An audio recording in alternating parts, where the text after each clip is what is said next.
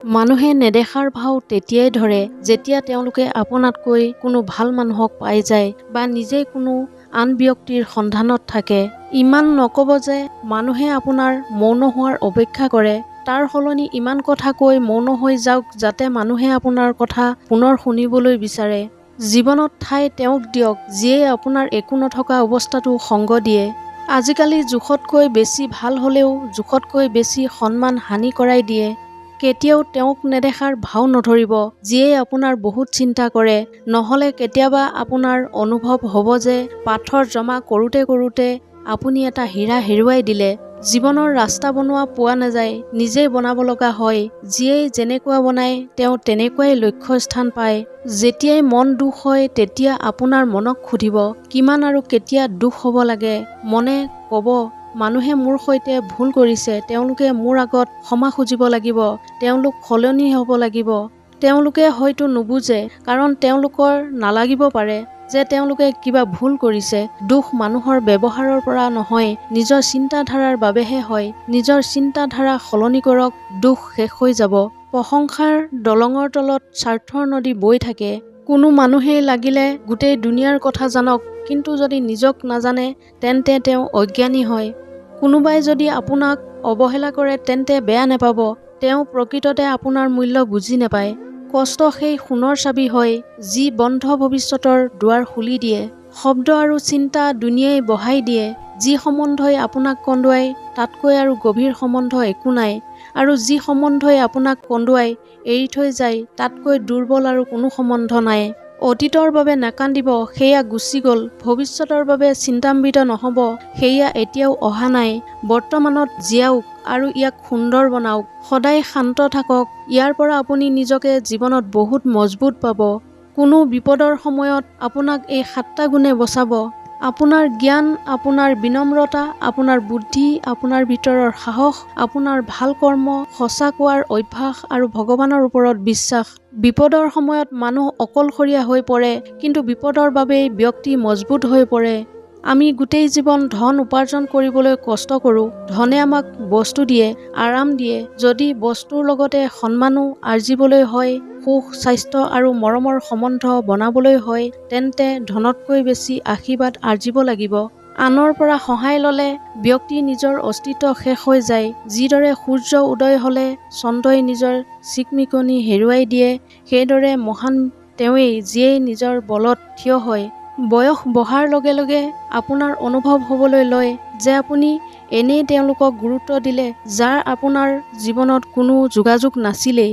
আপোনাৰ মনত কাৰোবাক দুখ দিয়াৰ যদি অলপো ভাৱ থাকে তেন্তে আপুনি নিজলৈকে বীজ ৰোপণ কৰিছে, কাৰণ যিটো আনক দুখ দিয়াৰ বীজ সেইটো আপোনাৰ মনৰ ভূমিতেই পৰিব, আনৰ মনৰ ভূমিত নহয়। বীজ যিটো আপোনাৰ ভিতৰত আছে, গছো আপোনাৰ ভিতৰতেই হ'ব আৰু ফলো আপুনিয়েই ভুগিব।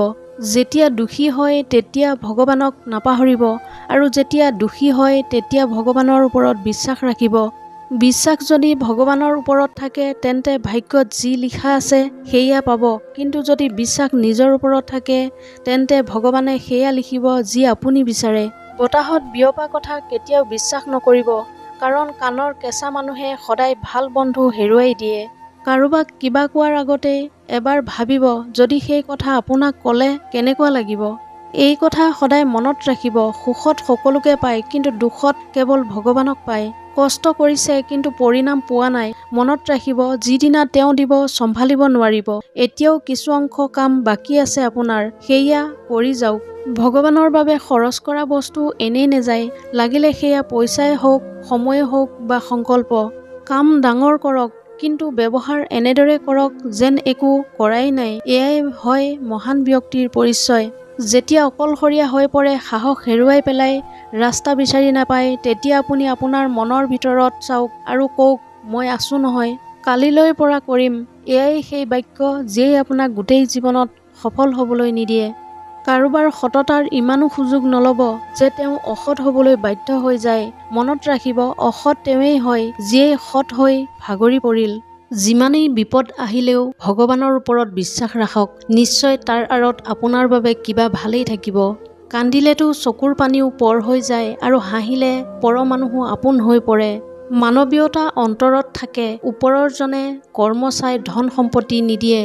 প্ৰেম এক সুন্দৰ অনুভৱ হয়। চেষ্টা কৰিলে প্ৰেম ভাল প্ৰকাৰে পায়। তেতিয়া আপুনি বুজিব যে জীৱনত যদি বাকীবোৰ অলপ কম বেছিও হয় তেন্তে বিশেষ অসুবিধা নহয়। কিন্তু যদি ভুল মানুহৰ সৈতে প্ৰেম হয় তেন্তে সকলো বস্তু থাকিলেও আপোনাৰ উশাহ বন্ধ হোৱা যেন লাগিব। আপুনি প্ৰেম কৰিও সুখী নহ'ব। ভাল কাম এটা কৰিবলৈ সকলো সময়ে ভাল। কাম এটা কালিলৈৰ বাবে পেলাই থোৱা বা ভাল সময়ৰ বাবে অপেক্ষা কৰাটো কেৱল এক প্ৰবঞ্চনা যিটো নিজেই দিয়া হয়। বতাহে যদি বতৰৰ পৰিৱৰ্তন কৰিব পাৰে তেন্তে আশীৰ্বাদেও বিপদৰ সময় নিশ্চয় সলনি কৰিব পাৰে। যি অন্তৰত আছে সেয়া ক'বলৈ সাহস ৰাখক। যি আনৰ অন্তৰত আছে তাক বুজি পোৱাৰ মানসিকতা ৰাখক। সম্বন্ধ কেতিয়াও নাভাঙে। আপোনাৰ প্ৰচেষ্টাত সাহস, ধৈৰ্য আৰু ধনাত্মক চিন্তাধাৰাৰে যিকোনো কঠিন পৰিস্থিতিৰ পৰাও বাহিৰ ওলাব পাৰিব। এইটো নিশ্চিত যে আপুনি কাম শেষ কৰিব নোৱাৰে যদি আপুনি কাম আৰম্ভই নকৰে। যিকোনো কামৰ আটাইতকৈ কঠিন অংশ হৈছে কামটোক আৰম্ভ কৰা। এনেধৰণৰ মটিভেশ্যনেল ভিডিঅ' পাই থাকিবলৈ মোৰ চেনেলটো ছাবস্ক্ৰাইব কৰি ৰাখিবলৈ নাপাহৰিব। পুনৰ অন্য এটা ভিডিঅ'ৰ সৈতে লগ পোৱাৰ প্ৰতিশ্ৰুতিৰে আজিৰ এই খণ্ডটোৰ পৰা বিদায় লৈছোঁ। ধন্যবাদ।